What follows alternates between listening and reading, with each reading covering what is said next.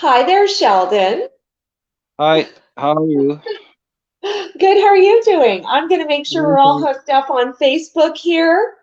Yeah, Everyone, this is Sheldon Carter, and I've been chatting with him for, well, a few weeks now for sure, right? couple weeks. Couple weeks. And we Mm, have been talking about rural healthcare because your mm. dad lives where? Well, my family lives in Bigger, so he lives Okay. there. All right. And how did you get interested in the whole rural health here in Saskatchewan? Well, May 21st, I got a call, or 22nd, I think it was, and found out that the hospital had been shut down. They only had gotten 24 hours notice, and I guess the manager didn't even know about it either. So then I started looking into this and realized that they put a model forth back in April 8th, the government, and there was 12 towns that were slated for the LTC ALC conversion. So all the ERs, acute care beds, were going to become alternate level of care, which What does that mean, Sheldon? basically means that it's kind of like if somebody needs respite care, Okay. the beds are only for available to people that are recovering or going into palliative or going into long-term care. Like, they're not designated for ER purposes. Okay. Okay. So, like, All right. So they're not designated for acute care. for acute care. Okay. Um, and acute So care how did emergency. this, take us on the journey? Well, I got involved with the Concerned Citizens group and Concerned Citizens That was about on, rural health. So, sorry, okay, so at Citizens Concerned with Rural Health on Facebook, you got involved with that group, and that was created around May, right? May the 21st, that group was created. Yeah. Okay. Okay. So I was looking for any kind of information, help, or anything that I could find uh, to get this reversed. Uh, and then I found that they were doing a petition there, and my dad had wanted to do a petition and take it around himself, but it wasn't. He had not really had much experience with them, so he didn't really have it done to the right protocol. So I found one for him and got it to him, and um, it was distributed, and it was distributed amongst the other communities that were affected as well, because there was well, in the news they said it was 12 communities, but really it was 14 communities that were affected. And then there's also been lab and x-ray disruptions in other towns and cities and things like that. And but there was 14 communities that I at the time that were majorly affected by That's the big. That's yeah, big because a lot of Saskatchewan lives rurally. quite a few. Yeah. Yeah, well, we are farming, and okay. So now, as this rolled on, again, the you had a petition going with the citizens concerned with rural health. Yeah, yeah, they were supposed to circulate the petitions in the town. Then those petitions were supposed to be handed in Okay, uh, to a lady that was looking after them in the group, and then they were supposed to be sent on to Lori Carr, but Lori, at the time when the government decided to made plans to reopen the ERs, that was June 8th. Uh, okay, they felt that, like, originally before June 8th, they were going to hold a rally at the legislature, but then that rally got set to the side because of the reopen dates. And at the time, 9 communities, like, I'm just dealing with the 12 because Wilkie and Climax were never mentioned, but there was 9 communities slated for reopening, and 3 they said they were going to work with them, but those 3, only one out of those 3, which was Radville, opened, and Lanigan was supposed to open, but I don't think it's not open. It's still closed. Okay. So there was 9 communities, 8 of them opened. I do remember Leader was slated to open, and it was held, delayed for 2 weeks, if I remember correctly, or almost 3 weeks, due to the outbreak that they had of COVID in the Southwest region when then there was all the rural municipalities around Maple Creek. It was all the Hutterite concerns, Right. and that hijacked the reopening of Leader, but then they did open it. Okay. Eventually on July the 1st, I believe. And it was supposed to open like a week or 2 before that. So in all, right now, 8 of them opened, and Okay. out of those 12, Broadview is closed, Wolseley is closed, Lanigan is closed, Right. and Herbert was opened and then it was closed. So Herbert may still be closed.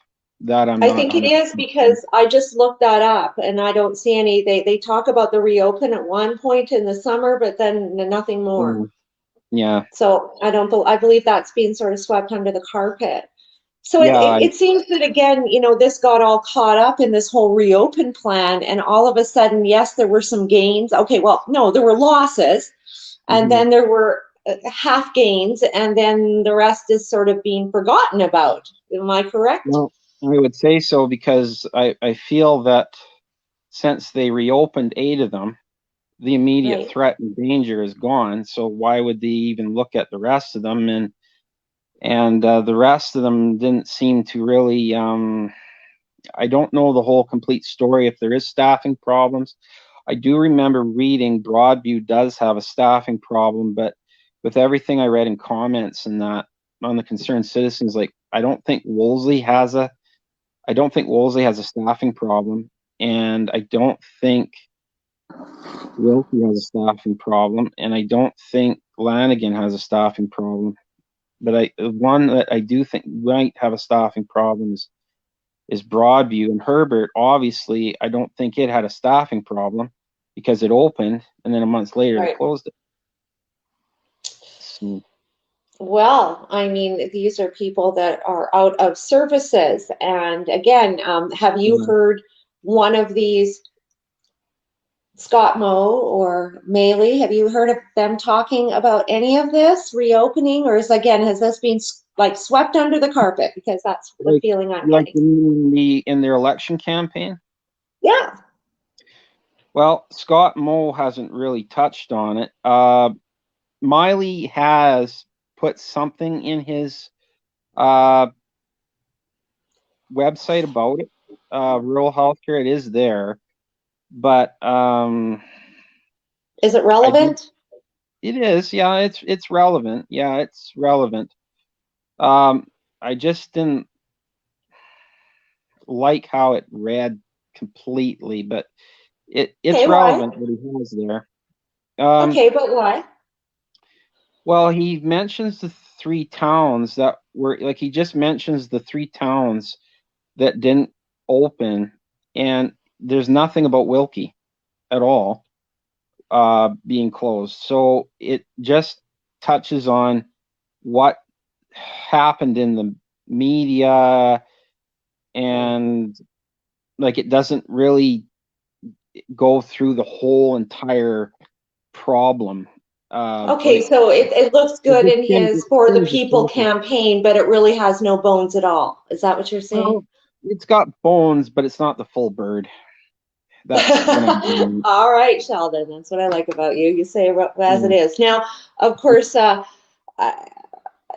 we've been talking about what's going on here, and I think it's really important for people who are watching that might not be from Saskatchewan, or for us here in Saskatchewan too, to realize that um, these areas, for example, haven't been touched by COVID. They have been, but very lightly.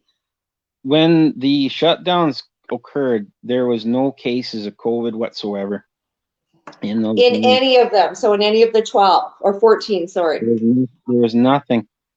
The only Okay. one that may have had some cases was the Northwest zone at the time, but then those cases disappeared. So, like, They as did. far They as actually cordoned off the Northwest, and then they broke it mm, up into additional territories up there, and they did mm, contain that. And that was mm, in La Loche, I believe. Yeah. Loss is a lot further north. The this zone would be around North Battleford. Okay. That I'm talking about. Okay.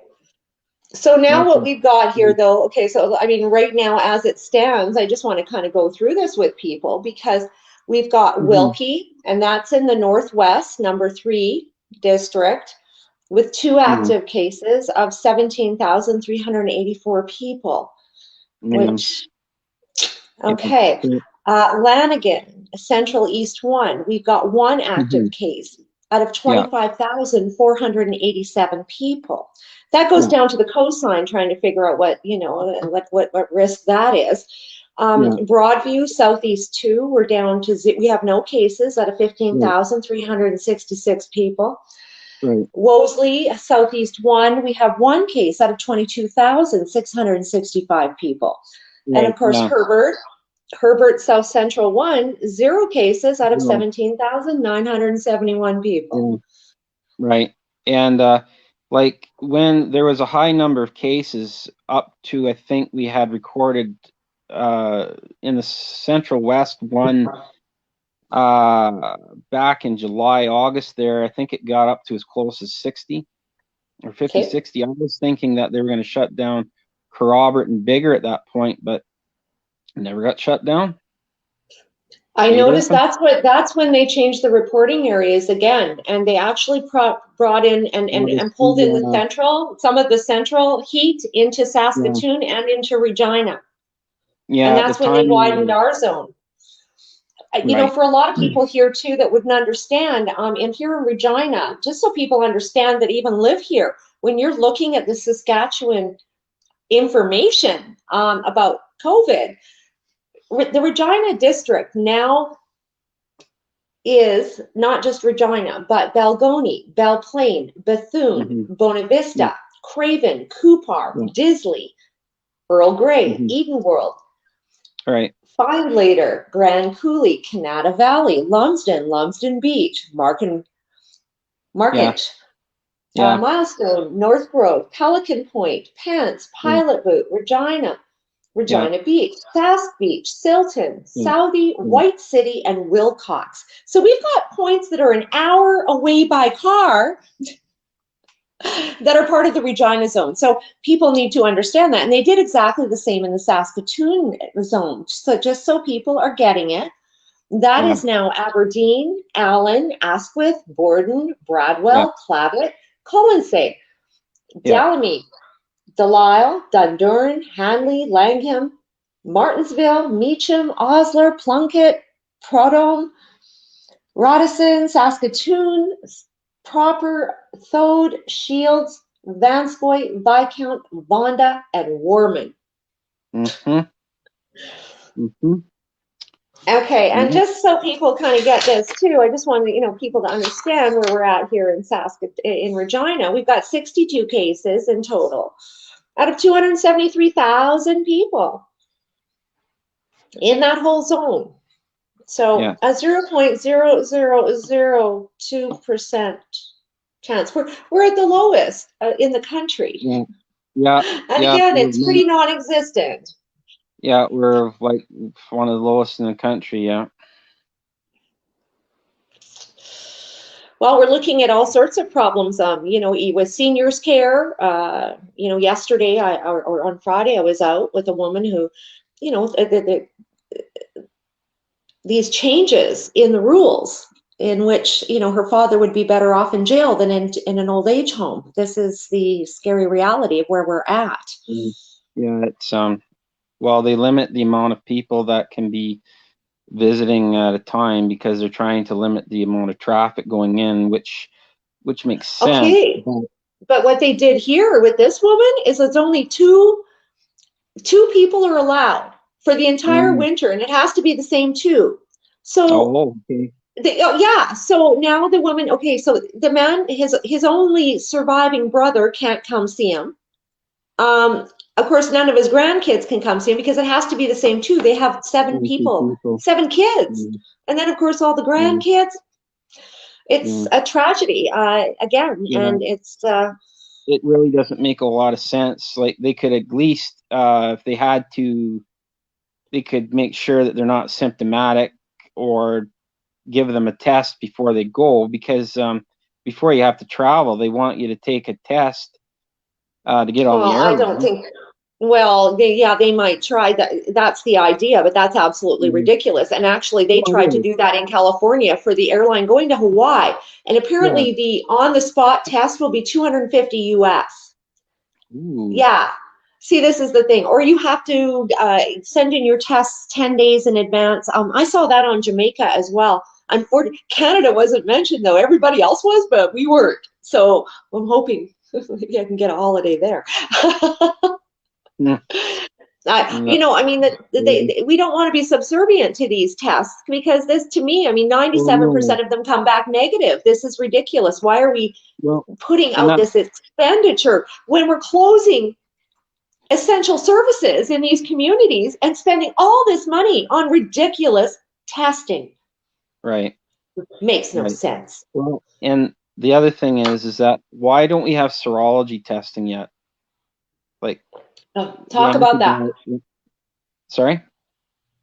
Explain, please. Well, it's Serology test. the serology test is an antibody test. It's a blood test to see if you've actually had the virus. So if you've had the virus, you'll have antibodies against it, and that test would show that you're immune. Sheldon, our immune systems just did everything they always had to do. And, again, where did the flu go this year? Because, of course, this time of year, flu surveillance was to start September 1st and roll to March 31st. And apparently Yeah, there's none of that. It seems to have disappeared. yeah, that too. Like the cases of flu are low, but I guess we're just starting the whole flu season, so it's early yet. But I kind of think it's going to disappear. So now, of course, with yeah, your dad, what's the plan here? I mean, obviously he's aging, and with a lot of older people, if these services do not open in these facilities, they are, as they age, they're being forced into the city. yeah, that's probably what might happen for a lot of people, that they'll be felt that they'll have to go to the city to but traditionally I've noticed that once people reach a certain age in some of these small towns, they will relocate to the cities because the health care is there, and the services in the small towns are kind of, they're not as full. So when you get older, you get to have more problems, so then you have to have more services available to you at when you need them. So Yeah. it just, some people move, some people don't, but that's one trend I've noticed over the years. Well, I just Okay. always wonder how organic this really is, Sheldon, because of course, we're talking about Agenda 2030 all the time, the United Nations plan, and of course Canada has one, and a Hmm. lot of that plan is all about moving people out of these areas and into the cities, into these smart cities to be. And Right. Right. At the time when it all happened, I didn't even know anything about Agenda 2030, and now that I've read about it, it's starting to make the pieces are starting to fall into place. Like it's what my that's it, worry is it's a matter of we're time before they just lock them down again. Well, right now we can see that there is no problem in these areas. And again, none of No, the hospitals have ever been overwhelmed. It no. seems to be a bit of an opportunity to, again, kind of get rid of these Mm. hospitals. And again, I think this should be something in the election that we should be hearing about because, Well, I was watching one, for two, that three, during the four, five debate. facilities, that's a lot. I was watching for that during the debate, and there was zero mentioned about it, like absolutely zero Best kept secret. Were they wearing the masks? during the debate. No, Yeah. Oh, so they couldn't hide. Okay, but well, they just didn't well, mention it. they were socially distanced, but they. I don't think even none of them were wearing a mask. Just like they're all just distanced to the proper Yeah. distance. I'm just teasing. Yeah, no, that's fair. Well, obviously, what would you, as we're aging and, we're seeing that, yes, these services are being cut. And of course, with all of these things going on in my life, I'm actually looking to move out of town. And as I age, and I'm thinking, well, I better just be Yeah. taking really good care of myself and not be in need of services. Right. Yeah. Yeah. You got to do what you got to do. You got to Yeah. do what you got to do. Again, for people here in Saskatchewan, these are some of the questions that we should be asking. And of course, on No Mask Sask, a lot of our members are rural. I would say about 80%. Oh, okay. Yeah, Yeah, they are. Actually, one of the qualifiers is when I see citizens concerned with rural healthcare, we get a lot of them. So yeah. that's kind of how and that's how this summer I was actually part of that group as well. But again, I didn't Yeah. see. I heard about that protest, and then I heard nothing more, and it just sort of faded away. Yeah. Well, they didn't think it was necessary because of the reopen dates were announced June 8th, and then actually, when the petitions started getting returned, uh, person that was taking those petitions thought it was going to be of no use anyways but the original agreement on the group was that that petition would go through regardless. And I nudged her along and said, this petition, there's people that sign this thing, and it should by rights go to the legislature regardless of these reopen dates, because we can't, and fast forward to now, there's still 4 or 5 ERs still shut down. And that petition read all that the government was supposed to enact legislation to reopen all facilities that were affected, all of them, not just 8, all of them, All of them. all of them. Yeah, it's like it was conveniently sort of again Mm. brushed under the carpet with again Mm. as these things go on, it's easy to do that. You throw them a bone Mm. and hopefully they'll forget about the rest. Yeah, yeah, Yeah.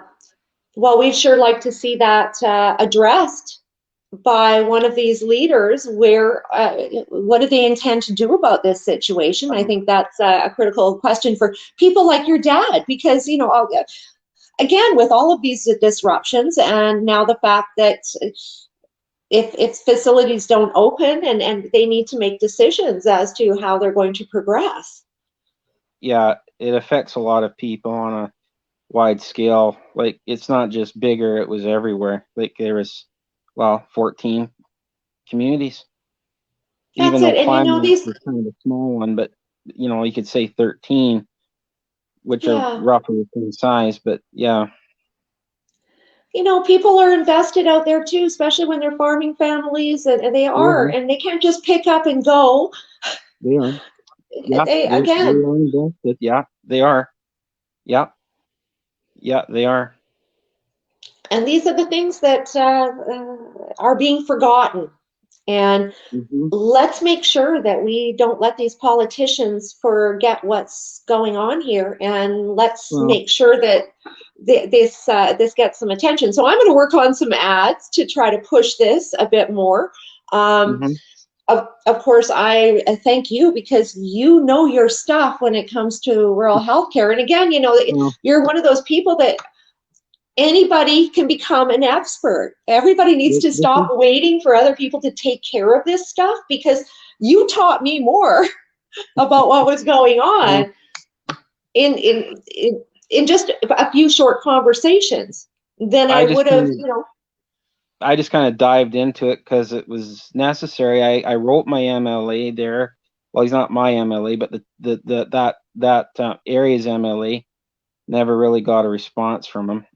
Um, Talked to the mayor about it. It just seemed to be, well, he talked to not me going about anywhere. well, he never pushed the petition.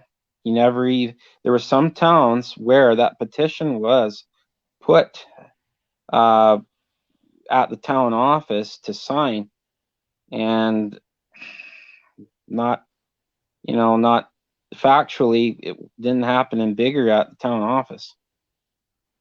So I was kind of a little disappointed there, but I guess they You know, felt they would we're work it through with government, the government levels instead of going through a petition. I didn't really understand what their plan of attack was. Well, it's contain it, it seems to be. This is the Mm-hmm. general theme I'm getting here in the province: contain, contain, contain. And Mm-hmm. you and I've discovered that. We're not talking about that, but we have discovered that, yes, Yeah. these issues are being contained by various entities, and they seem Yeah. to be working more together than against each other. And I guess Well, what I'm actually hoping to see is it that is maybe that way. one of them will differentiate themselves here and come strong on rural health for this election. Mm-hmm. Yeah. Yeah. In the elections, well, final day is the 26th. So, I mean, that's, what are we on here? The 18th now. So, Yeah, 8 days, we got a government. we So do. what I say, I don't really recommend anyone. I just say choose wisely because, if there is going to be a lockdown, I think you want to have somebody on your side that's going to fight for you, not against you. Well, I'll tell you, I mean, both of them seem to be intent on keeping us in a state of emergency because it's being completely ignored. Yeah. It is. And the reason for all of this is the fact that we are still in a state of emergency. Nothing's moving forward. And No, we're having our lives disrupted by all sorts of silly rules that are not contributing to our society, but in fact, breaking it apart. it's been socially breaking down people and dividing people. And, like if you talk about masks and things, I'm kind of the same position Mark Friesen is. Like, if you want to wear the mask and it makes you feel better, then go ahead, but don't force the mask if you feel that you don't want to wear it. Like, Sheldon, here, come on, this is Saskatchewan. We are free people. We have more air than most. We don't live in close quarters. Most of us live yeah, in homes. Our dynamic is completely different than anywhere yeah, else in the country. yeah. The only time we really have an air pollution problem is when there's a wildfire. That's it. That's it. You know, Again, we're dealing with centralized power on this one. And again, yeah. we're Toronto and the landscape there is not the landscape even in downtown Regina or Saskatoon. It's Oh, apples and oranges. yeah, And it's really impacting us here in Saskatchewan. yeah. As you know, how many generations Saskatchewan are you? Well, uh, maybe three, like four, maybe. Wow. This is My the thing. family, And not really. Well, my grandfather was born in Saskatchewan, but he moved out to Manitoba, so we were kind of scattered all over the place. Like, I've got family in Saskatchewan, I got Manitoba family, I got an uncle in New York, got an aunt in BC, so we're kind of all over the place. Exactly, but you're here, and I mean, Yeah. as you know, I mean, having grown up here and lived here your whole life, you would know that not many people come to Saskatchewan. That's just more of a recent phenomenon because most people were leaving for years. In the in the mid 90s, yes, because of the I came here in 2000, and everybody laughed at me. They were like, "What are you doing coming here? Everybody's leaving," and I thought there was opportunity. I was wide open. well, the economy was recovering at that point, but that's a whole nother kettle of fish. But For yeah, sure. For sure. Well, we are getting more immigrants here all the time, and Saskatchewan is, well, a lot of people my whole life have said, why do you live there? You should be in Toronto or a big city. And I've lived in them, but the quality of life here is, well, to me, superior in terms yeah. of just cost of living and Cost of quality of living is life. less. Yeah, the cost of living is less, and our insurance rates on our vehicles is less uh, than some. Yeah, Oh, Sheldon, when I was there in Toronto, gosh, that was 2010. I had a Mini Cooper at the time, and my insurance year was 1,200 a year, and there it was 7,500 a year. holy cats. Yeah, Yeah, I, I yeah. hear of that all the time, and It's yeah, very expensive to live there. I mean, comparatively. But then, of yeah, course, we have winters that are really tough on a lot of people, and why a lot of people yeah, don't stick it out here. yeah, yeah. You gotta get used to the climate and that. But I mean, you know, Well, for us people here who have stuck it out, we want to have services. And the fact is we have a right, small population comparatively. right, We right, do. We right. only have 1.2 million people. And why can't they take care of us? Come on. I mean, we have more resources. We we should be the Mhm. Sweden. Of course, that would be more socialist than we want to be, but Yeah, be left to our own devices, I would say, particularly on this COVID thing, because again, we don't have the same dynamic, and of course we don't have a no, problem with it.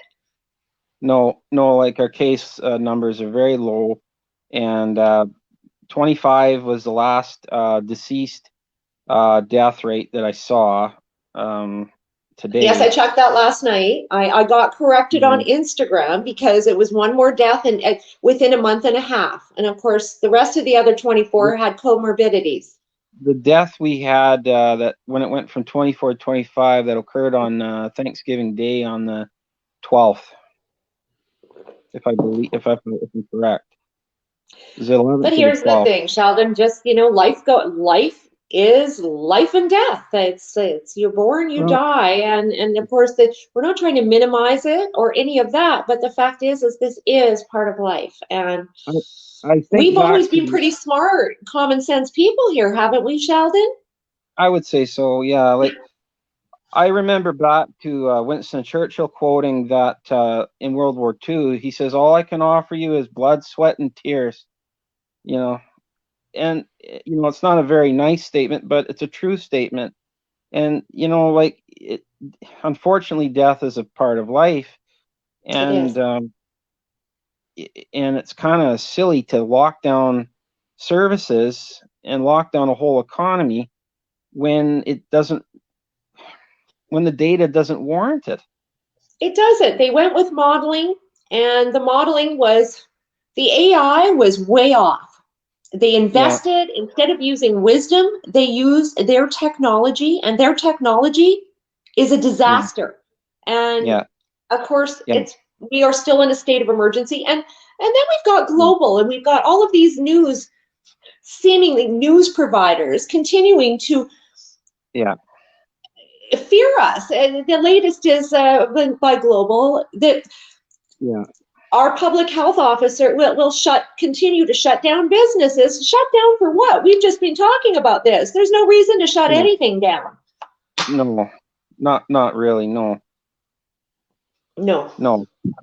No. You know, I mean, I think if this had proven to be a big issue, we would be all in, and we were. Every person in this province complied. We did comply, and we were told to flatten the curve, Mm-hmm. and we're still in I state of emergency, and they've all I forgotten about it. mm-hmm. Yeah. It's Well, become we've got kind an of a, election on the 26th, right? So I guess we start to make it. I don't know. I'm kind of thinking I might spoil my ballot.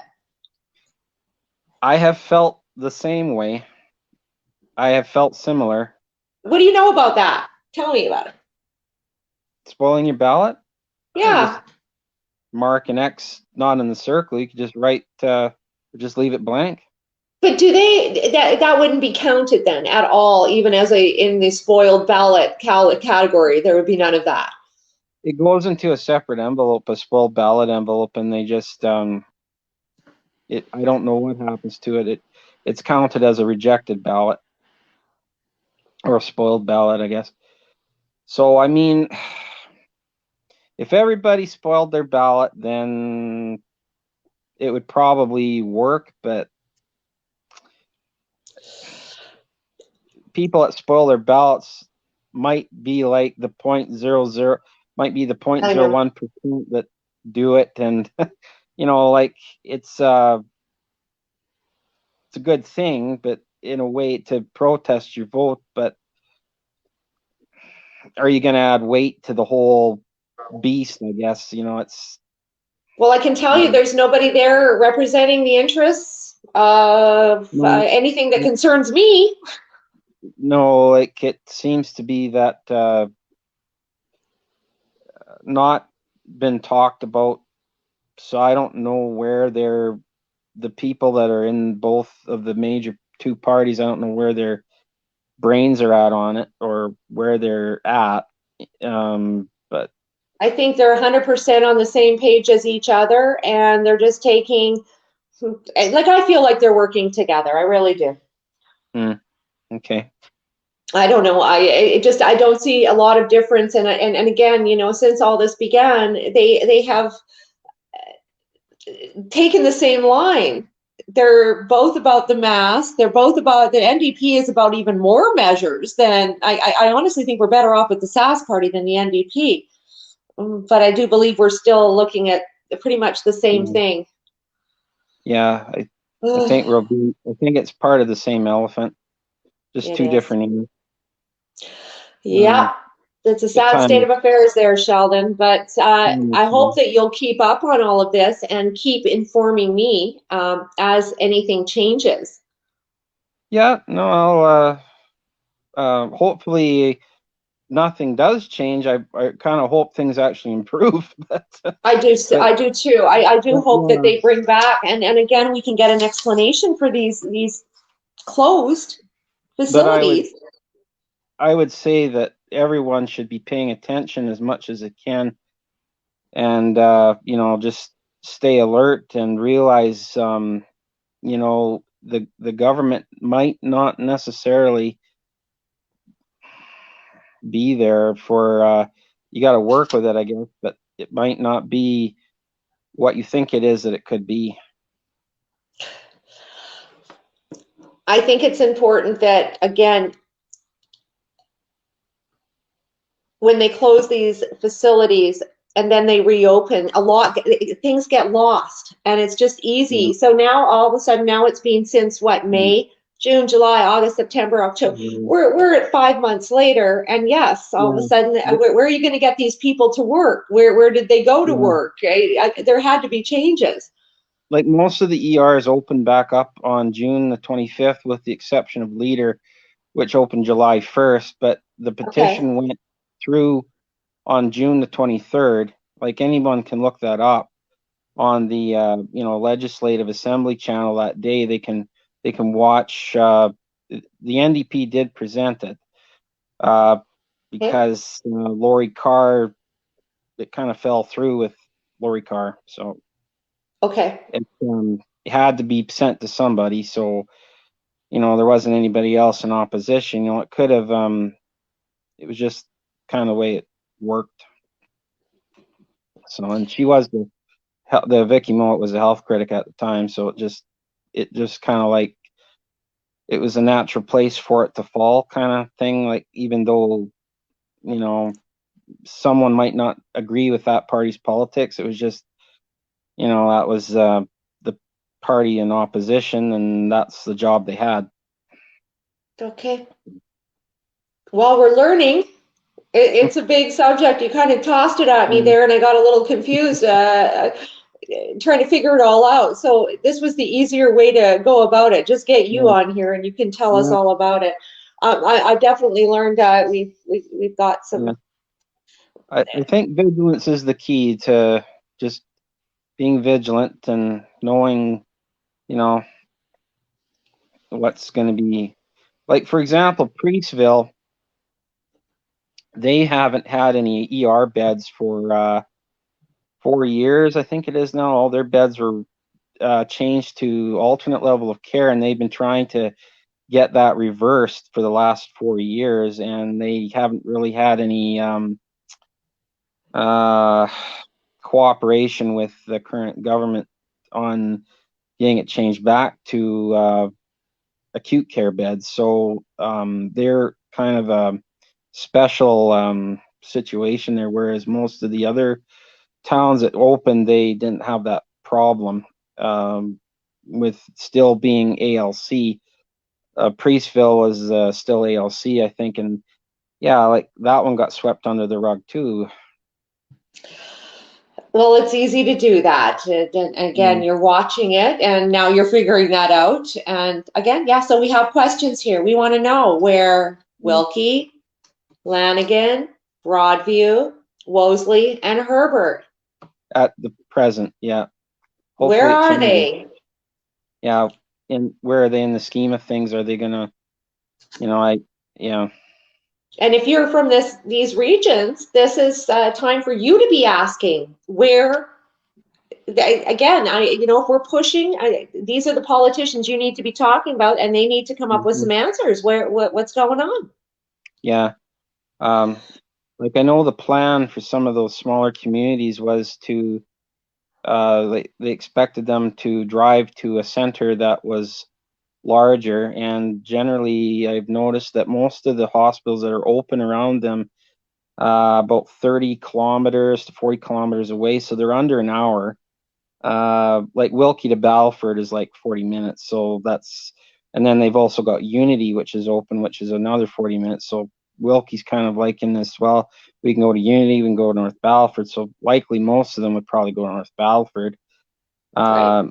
And then Broadview and Wolseley, they'd probably go to Regina, possibly. My guess. Right. But well, this Herbert is would probably it. go to Swift Current. Okay, but then you're also saying that there's a lot of these areas they don't have full services, so you're sort of you've got to figure out who's got what. Yeah, well, Swift Current's full service, but yeah, that's the other thing is that some of the towns are COVID hospitals, and they're not accepting all people. They're just accepting COVID patients, and then some of them are like they'll accept everybody, like non-COVID. It's Okay, right on but that map. again, we're looking at the numbers in these areas, and there's no COVID, or it's minimal. I'd like to get those. Actually, that's a really good clue there. Yeah. Let's get those down so I can pull the figures on that. Yeah. It's all right. Well, you know what? Thank you. I think we got a good start on that, but I'd like to, let's figure out which ones those are so we can pull the COVID numbers and see how those work. And everybody, if you are rural, this affects you. And the fact is, it's Agenda 2030 responsible because they want to close these down so you'll move into these cities. And if you want to hold on, you've got to fight for this. Yeah. It's time. We've got an election. So get in touch with your politicians and find out what they're doing and push them to take control of this. All right. Thank you, Sheldon. Thank you, everybody. I appreciate Yeah. you hanging in and learning a little bit more about rural health here in Saskatchewan. And of course, I'm learning. And okay, guys, Maylee, Mo, eeny, meeny, miny, mo. Time to come strong for the rural people of Well, Saskatchewan. yeah, time to put their money where their mouth is. Yeah. I would say so. Thank you Yeah. so much, Sheldon. I really No appreciate it. problem. Thanks, Okay, Carlina. Yeah, or Ricky. bye-bye. Okay. Bye bye.